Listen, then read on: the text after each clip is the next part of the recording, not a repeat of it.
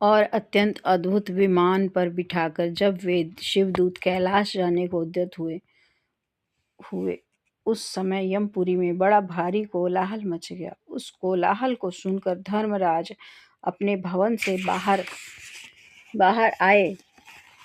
साक्षात दूसरे रुद्रों के समान प्रतीत होने वाले उन चारों दूतों को देखकर धर्मज्ञ धर्मराज ने उनका विधि पूर्वक पूजन किया और ज्ञान दृष्टि से देखकर सारा वृतांत जान लिया। उन्होंने भय के कारण भगवान शिव के उन महात्मा दूतों से कोई बात नहीं की, उल्टे उन सबकी पूजा एवं प्रार्थना की। तत्पश्चात वे शिवदूत कैलाश को चले गए और वहां पहुंचकर उन्होंने उस ब्राह्मण को दया सागर सांब शिव के हाथों में दे दिया। शौनक जी ने कहा, महाभाग सूत जी, आप सर्वज्ञ हैं। महामते, आपके कृपा प्रसाद से मैं बारंबार कृतार्थ हुआ।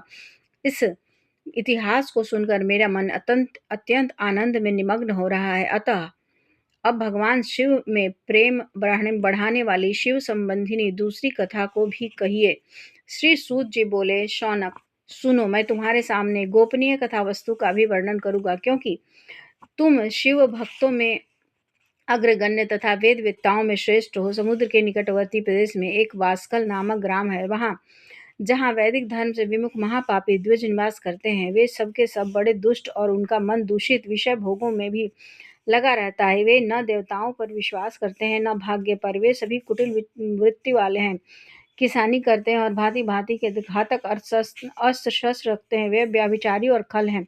ज्ञान वैराग्य तथा सद्धर्म का सेवन ही मनुष्य के लिए परम पुरुषार्थ है, इस बात को वे बिल्कुल नहीं जानते। वे सभी पशु बुद्धि वाले हैं। जहाँ के द्विज